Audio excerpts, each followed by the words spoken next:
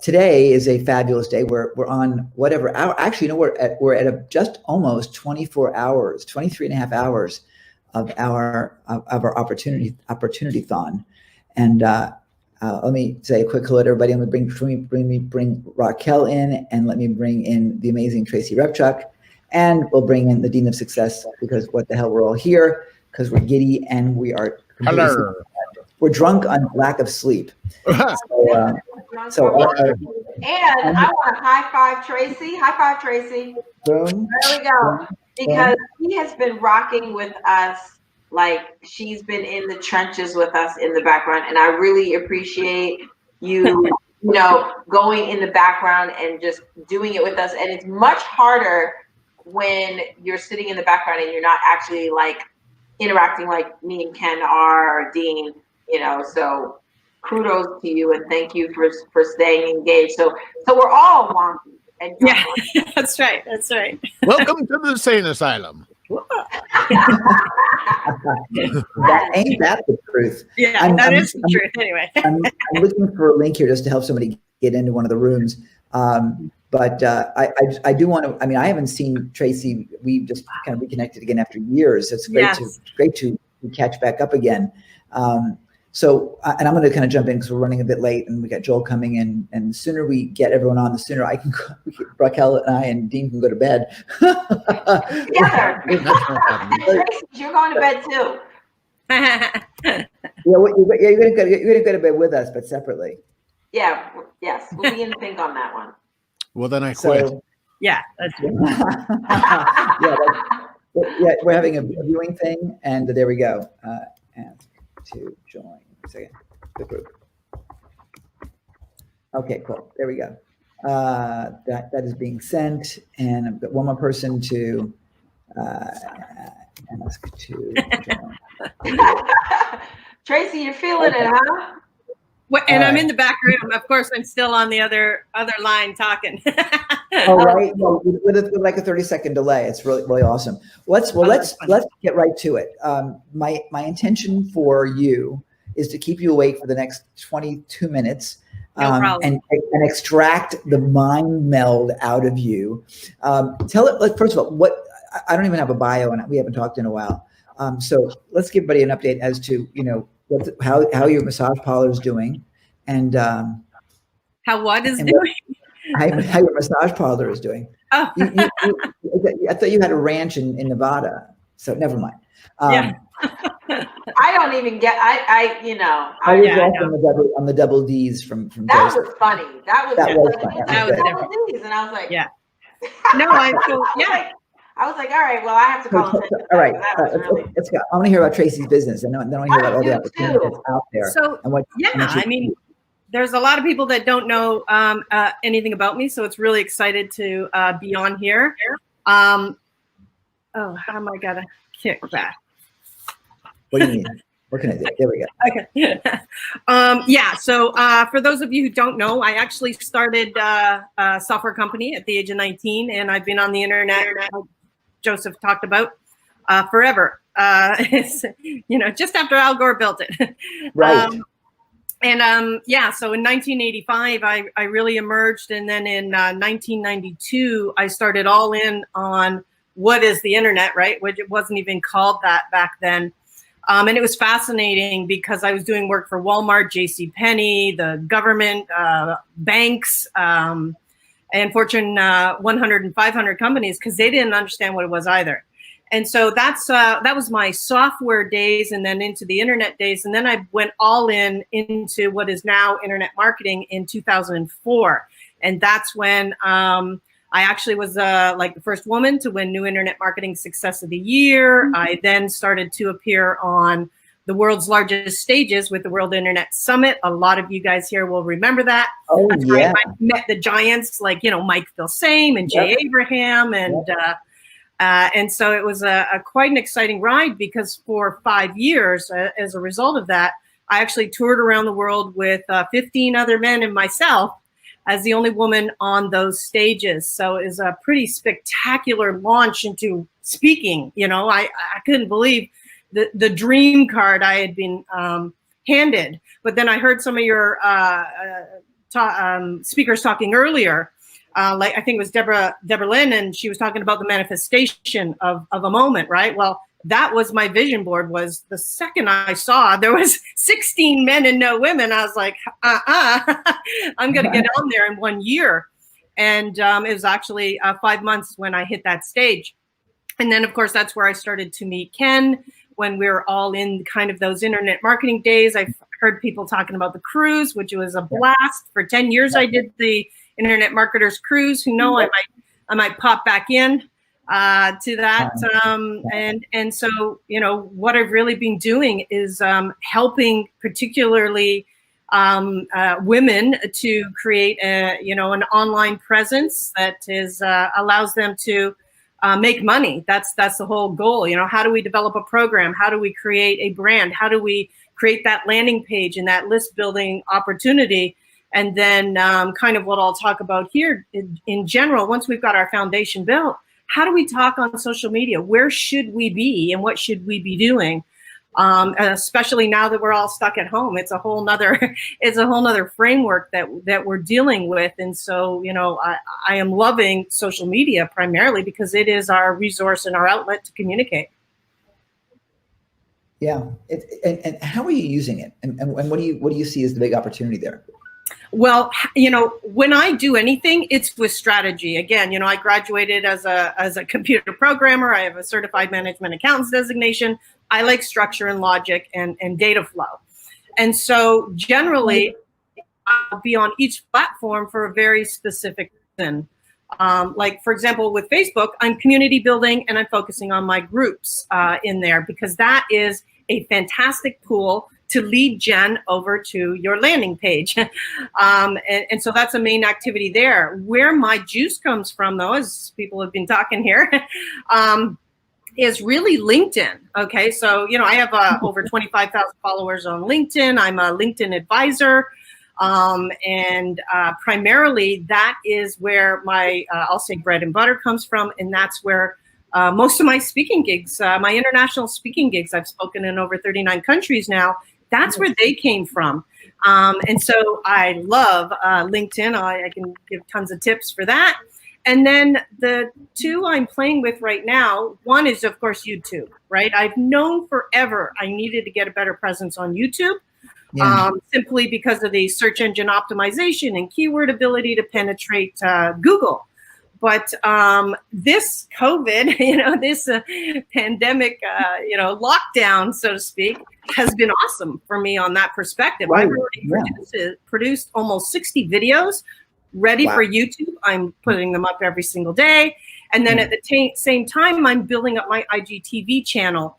And from that, I'm like nonstop. People are pouring in now saying, oh my God, can you help me with my brick and mortar? Can you help me, get clients, all sorts of stuff. So it's been quite a blast of it as of late. And of course, integrating it with the Zoom technology, and you guys are using StreamYard here, which is new to me. And I'm going to definitely continue to check it out because I love the broadcast ability of it. It's going to be absolutely awesome over this next time, as you know, specifically I emerge as like mostly online, which was the intention in the first place. And this kind of downtime, as I'll call it, has given me tons of time to produce. Yeah, and that's the beauty of this whole thing right now is that, you know, that a lot of people are you know, they're doing their Netflix nights, and you know, there's a place for that. I mean, there's definitely a place to disengage and just let your mind veg out. I mean, absolutely. And we do need our movies to laugh with. You know, we absolutely need our movies to laugh with just to get through some of the stress, or cry with, for that matter. We just have to process all the emotion. But the livingness of just, you know, of living in the movie theaters, it's all avoidance. And now is not the time for avoidance. Now is the time for leaning in, not leaning out, you know? So, but it's interesting you're talking about going into YouTube. I'm a big believer in YouTube as well. And I haven't used it very much. I mean, I've been teaching it, you know, of course, you know, but I think it's a fantastic platform. I think it's awesome. But what surprised me, and I want to hear your thoughts on this.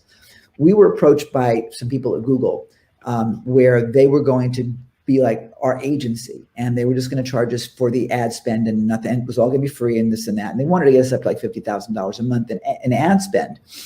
And we were talking about what do we do first? And they're like, well, we're going to put you on the Google network, but YouTube is too expensive and it takes too long. So we're not going to even bother with YouTube now. And I thought, now that's the first time I've heard anything like that about not doing YouTube. I thought YouTube was the low-hanging fruit. So what's your thoughts on that?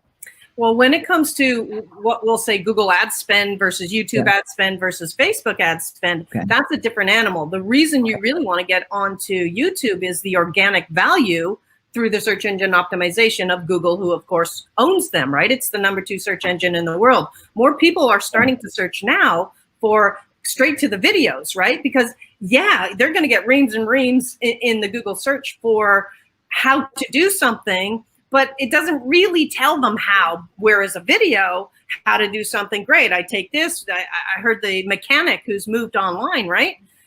That's fantastic because yes, now I can watch him and figure it out. But if he wrote a paper on how to change the carburetor or even do the oil, I'd be like, I have no idea what you're talking about, but I can watch anything and follow instructions very well on video. And that's where all the platforms are moving. And of course, from that perspective, now Google versus Facebook versus YouTube ads, I actually have no ad spend. So I don't know of those which you'd spend more.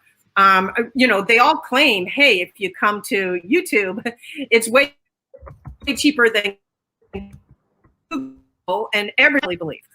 I think you're still going there.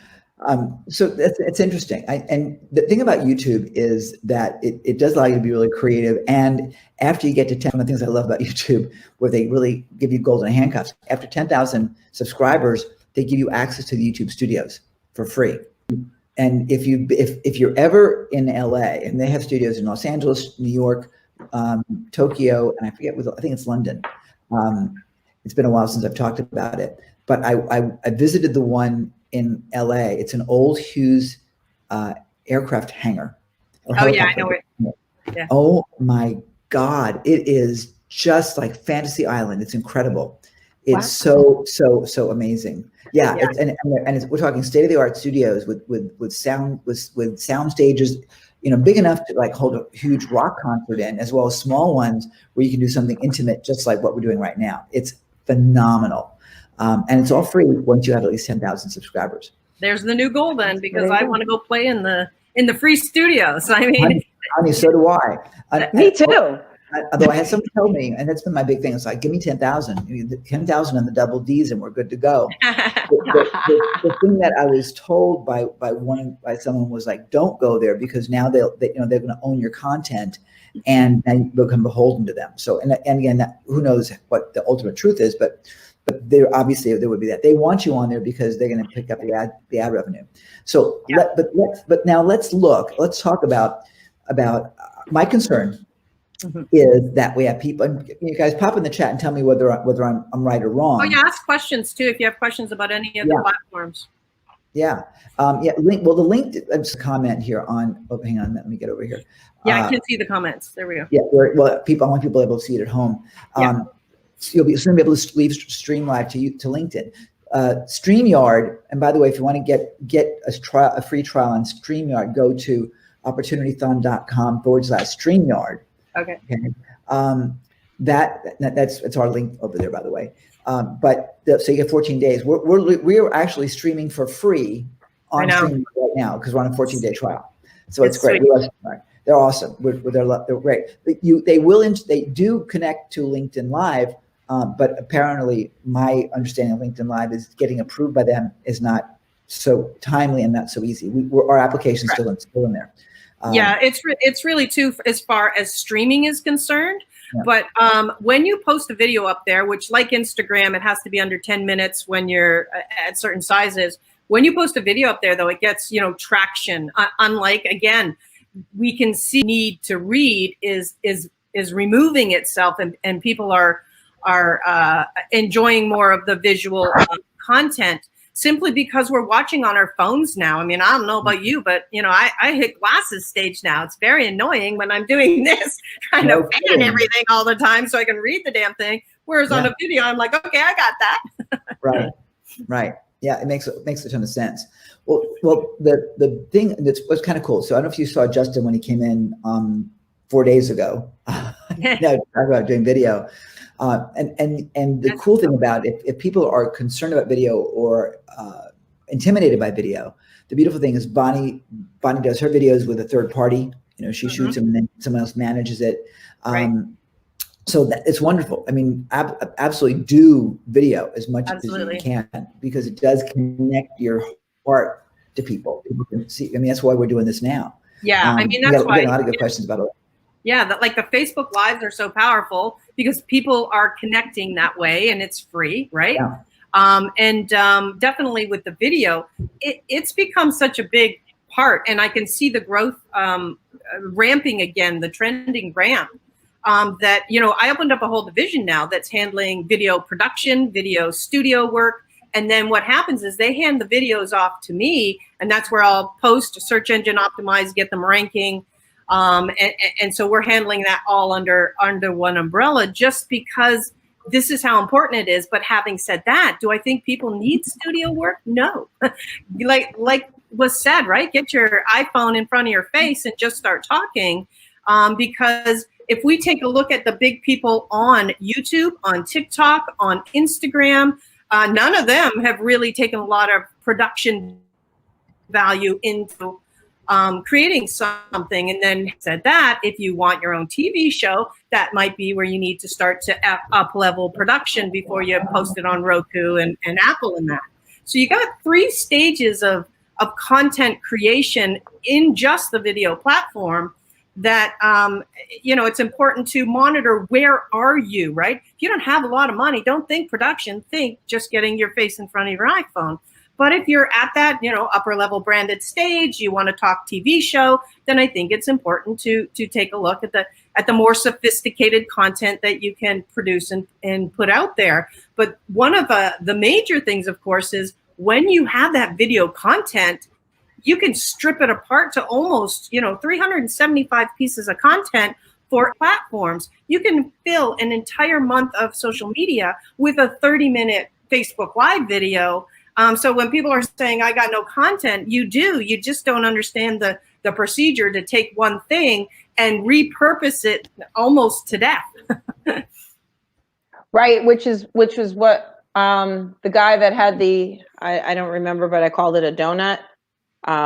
The speaker that had the donut, you were definitely Simon. Yeah, Simon. Yes, because we were talking about repurposing. Yeah. And you know, you do it once. Since we are talking about video, there is some questions in the chat. One of the question is, what are your thoughts about Venmo and then Vimeo. Vimeo.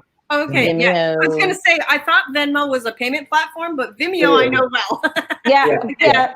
Money's always on my mind. Sorry. Good girl. Where it should be. Yeah. There we go. Exactly. What are you doing to make the cash register ring today? That has to be your motto as a CEO, or else you're going to get caught in the busy wheel, the busy hamster wheel, right? Of content production that's not pulling in the money, which is, of course, a trap you can get caught in. Right, because that leads from the donut to why we're even talking about the video, and then which platform is best to use. So okay, so I'll tell you what I do with both of those. So and then they're saying also, what is the advantage of StreamYard? I don't know if I said that. So okay, you might have to tell you that. Okay, for Vimeo, I'll tell you what I do. I have 1,700 videos on Vimeo. All of them are training videos in the back end of my membership site. So all content that is mine, I own, I pay to have hosted on a platform that really states that this is mine and no one else can touch it, so to speak. And I'm like the talk with YouTube and who owns, right? So all what I will call marketing materials I post on YouTube. So if I do a 15-minute LinkedIn training, I'm going to post that on YouTube because, quite frankly, that's the teaser to my program. That's a teaser to me fixing your LinkedIn profile. All of that is designed to feed one of my programs. And that's the other thing, you know, this isn't about random content either. This is about what are you posting to push them towards. It's beginning with the end in mind, right? If you want to, go on LinkedIn and get a client, then you better say, what type of client do I want? And what does he want to buy, and work your way back. And it comes the same with video content. Where do you want to feed them so that ultimately, as they move through the know, like, trust process, then they're like, wait, what can I buy? Well, yay, I've got multiple programs for you. What's your budget? Excellent. And then somebody else asked a question. Oh, well, then what is the advantage of using StreamYard? This platform? Okay, Yeah. so I am brand new to this platform, but I'll tell you, one of the things that I like is it can look like a television show with very little effort. You can have the banners on the bottom. You can mix the banners. Yeah. Before I got on this, I probably watched 15 YouTube videos on what is StreamYard, because when you said I had to get on it, I was like, I have no idea what you're talking about right now. I better go learn. Right. And man, I'm loving this platform. I definitely am going to continue with it and figure out how I can up-level the sophistication of what I'm broadcasting, particularly to my Facebook Lives. It has solved the problem too of how do you bring somebody in like we are doing right here and really make it look nice, right? As opposed to these two like deadheads beside each other, right. Which of course, so again, if you don't got a budget, I don't know what this costs, then just use your Zoom or, straight to Facebook if you need to. So I'll jump in because I know, but I'm not a heavy hitter, but when you jumped over to Zoom. So if you were to compare like the free version of Zoom to a free version of StreamYard, actually Zoom right now does not offer any all. They used to, but now they don't. So that's one of the benefits of StreamYard. And that's if you're on a budget. And then the other thing that StreamYard does that Zoom doesn't is how I can click on somebody's yes, I love that. Somebody's comment and it highlights, and that's one of the other things. So I've used both very kind of light because I'm a live professional speaker, but in my light usage of both, I prefer StreamYard. And then I'll just mention one thing for Zoom, because I've been using that for 10 years. And one of the features I like, so this is where it depends what your end game is. A lot of times if I'm doing a webinar and I'm broadcasting to Facebook from a Zoom platform, and maybe this can do it and I don't know, the reason I'm doing that is for my list building. And they first have to register into what I'll call the webinar or a meeting. I got now their name and their email address, which immediately posts to my Infusionsoft. Now I've got them going through an automated campaign, and that's just from popping in. So it means that I'm allowed to automate from end to end too. Then definitely Zoom is going to have some competition. Yes. It's different than Zoom. And when Ifat Cohen is going to be with us soon, and she's pretty expert at this platform. So awesome. She'll be with us on that. In fact, she's creating a course on it as well. Perfect. So, well, you know what's funny too, when Zoom went from 50,000 users to 200,000 users in 2.5 weeks, I started posting out Zoom training for that platform, and my numbers started skyrocketing. Once I learned this, you're going to get the same thing.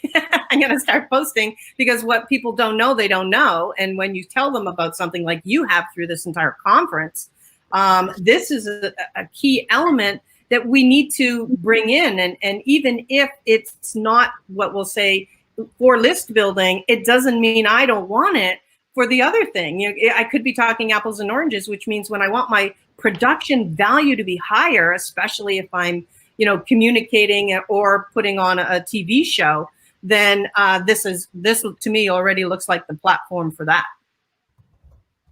Yeah, it's really good, and we're loving it. So let's, and the nice thing, it's not very expensive, and the flexibility that it's got is tremendous. There are differences, where, for example, with Zoom, we have a link. We can link Zoom directly into our Infusionsoft account, which now we're talking technical. So for everyone that's not familiar, we can connect the Zoom platform with our contact management system, our CRM. Right. so that we know who's come in. We can send emails back and forth, and we can track everything. StreamYard does not seem to have that capability as yet, but they're growing, and they're not nearly as old as Zoom is. Zoom is like, now it's like the new thing, but they've been around for a long time. These platforms take a while to grow. Exactly. StreamYard's proving. I mean, we've only been using it for about a week. I've been watching someone else use it for a while. I didn't know what it was, but it's phenomenal. Well, what I can see is about to happen, especially for those of us who now start to adopt StreamYard, is our production value is going to go up. We're going to have the bottom thirds. We're going to have things coming in, the intros, the outros in a live scenario. Because of that, when people are flipping through, what do you watch, right, on Facebook, they'll be like, what is that, right? We're gonna cause them to stop. And that's what we need. We need a disruption tool in everything that we do. And this to me looks like that for broadcast performance. Yeah, it's pretty cool. It's really pretty cool. Excellent. Yeah, so it's pretty fun out there in social media. What's interesting too, though, is I've been through this before, right? When I was in Toronto, which is where I'm from, there was this thing called SARS, which you probably only know about if you were in Toronto, because that was the epicenter pretty much. And so I've been through a lockdown. And here's what I love about these lockdown moments is, one, it's a reboot and a rebirth. It allows us to jump off that hamster wheel immediately and say, okay, where am I? If you've seen that movie WALL-E, this is what this reminds me of, right? Where they're all sitting on those recliners, sipping on their pop, getting propaganda shoved in their head. All of a sudden, those two people that got popped off the chair, they're like, wait, I didn't know we had a pool, and that's what is our moment right now, is we have this moment to see these opportunities and everything that's around us that we can completely create and develop the company we want now, or the future that we want now at this moment, by now taking the luxury of time, which we never have, and truly implementing some of the steps that we've been hearing about through Opthon to create a brand new organism that we can move forward with. And I did that at SARS. It was a huge pivot point for me. And now this is already going to be another huge pivot point. And so I kind of like moments like this. This is awesome. And you know what? Somebody is asking another question. Or maybe they're just making a statement. No, they're making a statement. Okay, but I'll read it anyway since I was reading it. Yes, you can have a blind opt-in. Your customer can opt into your list while registering for GoToWebinar at the same time. Now that I've seen StreamYard, I'll integrate them too. So and you know what? Technology just moves so fast. Like something that wasn't available yesterday could be available a week from now. It's like, yeah. It's like social media platforms, right? They jump up like weeds, quite frankly, but it's a question of where should you be? How should you be spending your time? Who your target market is and what platform are they on? That's key, because there's no sense hanging on a certain platform if your market isn't there. And the only universal market is YouTube. But Instagram has a demographic, LinkedIn has a demographic, Facebook, of course, has a demographic in use. And so when you understand, this helps to prevent the overwhelm and frustration of, God, how come I have to do so much on social media and I get no results? Well, you would get results if you spent 15 minutes in LinkedIn. If you're in B2B, and that's the platform you should be on, then all of a sudden, I'm getting crazy reaches now because I've never had so many focused people on LinkedIn. Usually you have to get LinkedIn from 8 to 9 a.m. at noon and 6 p.m. There's very specific times as well for each social media platform. And what's great about this, Nan, I got 24/7 B2B people just sitting there waiting to be plucked. So if that's your market, then make sure you're focusing on the social media platform where you should be. Trace, thanks. You'll be with You're us. welcome. Bye. And I'm still here. I stand for love. Do you? Hey, this is Captain Lou, and I stand for love, baby. Do you? Do you? Do you? Do you? Yes. Do you? Do you? Do you? Do you? Do you?